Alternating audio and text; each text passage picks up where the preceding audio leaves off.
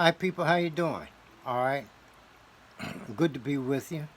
All right, I want to talk about the Shemsu Heru. This has to do with laws. It has to do with human physiology, and it's associated with a book called Pertem Heru.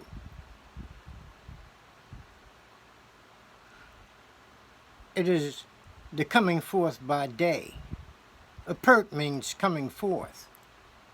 The M is a preposition, it means by. And Heru means day. Pertem Heru, coming forth by day. So the Shemsu Heru has been defined as helpers. Okay. We have to be careful when we read about these things. Okay. This is what people are getting at. And explanations can be misleading. Okay. So we say that here a writer says that the Shemsu Heru are followers, okay, followers of Heru, Shemsu Heru. So if they're followers of Heru, they are also helpers, okay. They give guidance, etc. You know. And so the Shemsu falls under these various definitions and terms, all in the context of helping, being of benefit. Okay. So they help the sun god through the underworld. Okay. So that this god, the sun god, sometimes described as a child, will come forth by day. That's the Pertem Heru part, which is the whole book, really, the Pertem Heru. It is also called the Book of the Dead, because the dead, according to ancient mythology, etc., or their beliefs, the dead are the truly living. Okay?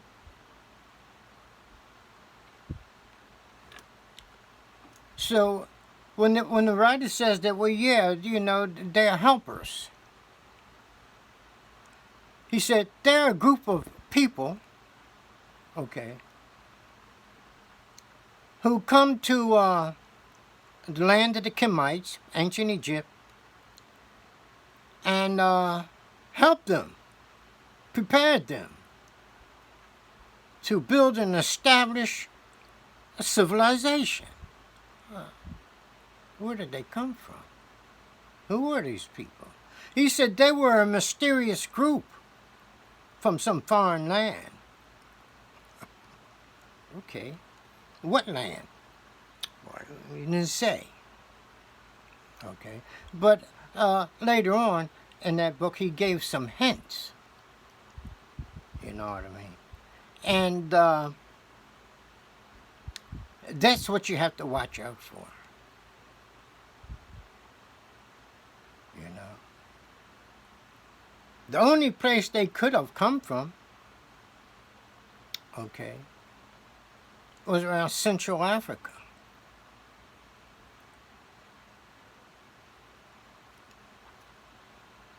And that's where they came from, if there was such a group. You see. But anyway, we'll look at it, we'll take it in a physiological context. Okay. Now the Shemsu, being guides and supporters, are associated with knowledge. Okay. And it was said that there were 7 of them.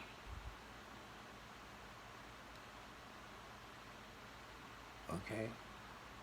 Okay, so this here puts us into, well, the physiological aspect where I'm getting ready to go here. Okay. So we're talking about the 7 chakra, or the 7 nerve plexus lined along the spinal column.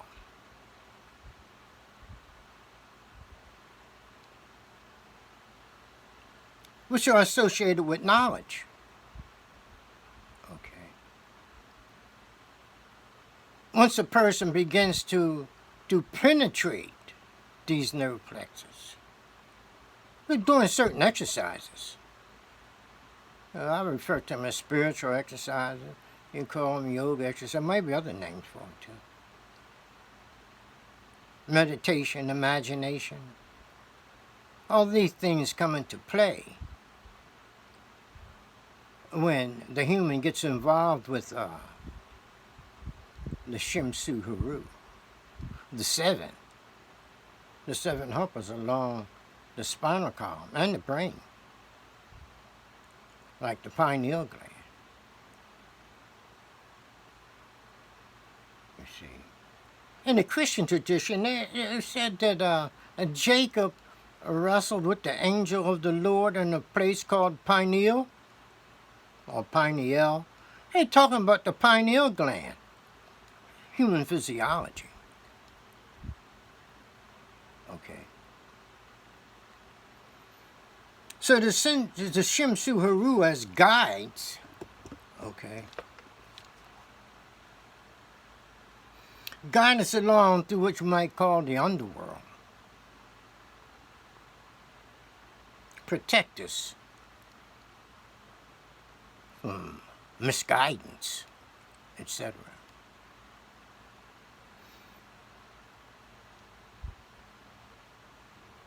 Because the laws involve protect, guide, give peace, stability, etc. So these are involved with law. We say sacred law. And we know why sacred law. You know what I mean? Because early on, the humans, some of our oldest ancestors, come up with the seven elemental powers. You know? And they said there were seven animals, like hippopotamus, called At. She's called the Great Mother also. Well, anyway, they gave her a constellation in the sky. They described the constellation and said, this is the constellation of the hippopotamus. And she was heavily associated with time. And she had 7 children. The 7 stars of the constellation Ursa Major.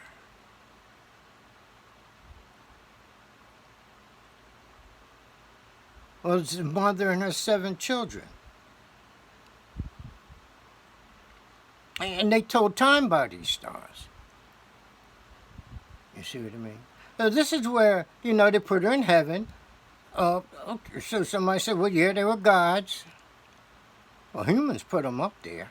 Well, not that, stars, actually. But this concept, this idea of the Great Mother and her 7 children.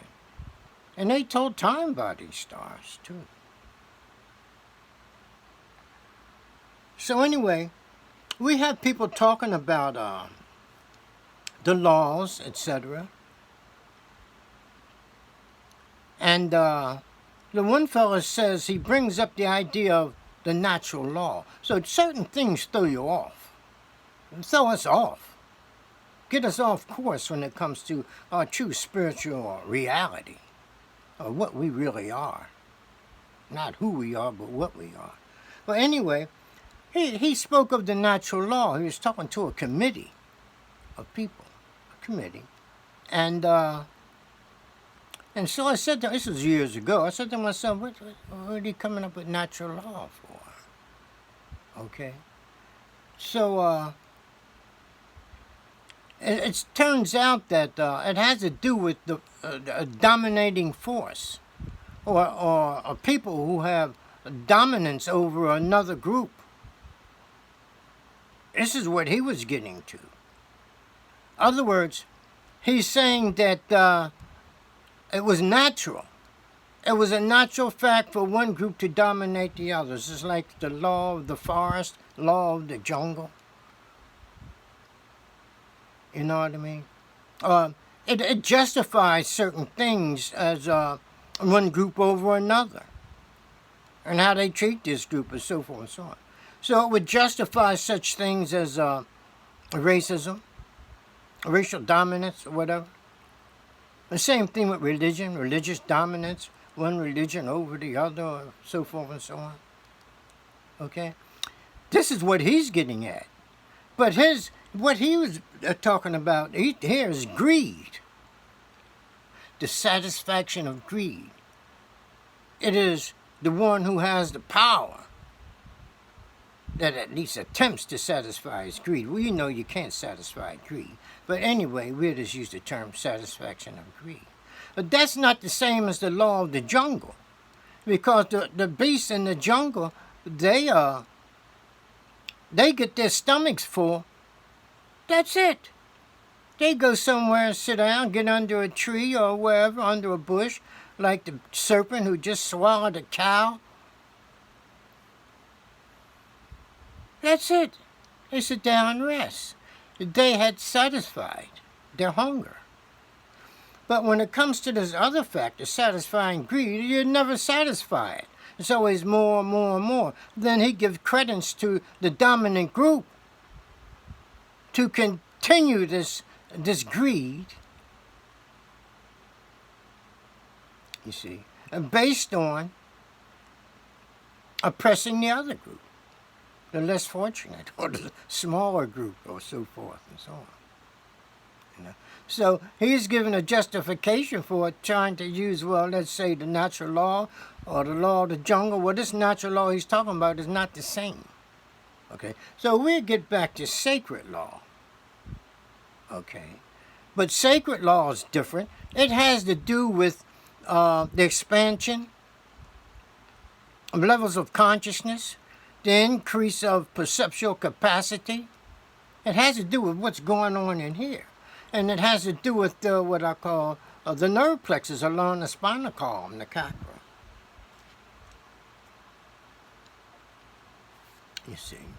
So we see now where this person was going with this idea of natural law was altogether different than what we would say, well, the law of the jungle, which is natural too. You know what I mean? But it's like the beasts aren't trying to satisfy greed. They're trying to satisfy hunger. But the other group, they're trying to satisfy their greed. They're two different things, you know. But anyway, to get back to the Shemsu, so the Shemsu then, okay, who has to do with the coming forth by day, that is, coming forth of the sun god by day, Shemsu Heru. Heru means daylight, light, day, the sun, okay, comes forth by day. It's through the work of the Shemsu, those who guide, etc. They have to do with the laws of human physiology here, okay? And we get some help from external forces like the time to do these things. Hence Ursa Major. They relied on the stellar situation, the stars in the sky, to give the time, especially Ursa Major, because those stars appeared to go in a circle. It took about 365 days, a year. Yeah, it could tell them quite a bit when to perform the rituals. You know what I mean? So that a person would know, okay, when to apply himself to the raising of his level of consciousness through the chakra. You know, the caduceus, the snake that goes up. And that's what we're talking about. The medical insignia, the caduceus. Okay, so here we have the Shemsu Heru, okay, who are helpers, guides, etc., according to the mythology, okay, and it has to do with the laws, and laws help us, guide us, etc. You know, and this also has to do a lot with preparing our table. We prepare our table with knowledge. That's what we put on the table. Knowing how to do things and when to do things. How to guide ourselves through life, etc. Okay, folks, have a good one. It was good talking to you. I hope you got something out of this. Okay, take it easy and bye.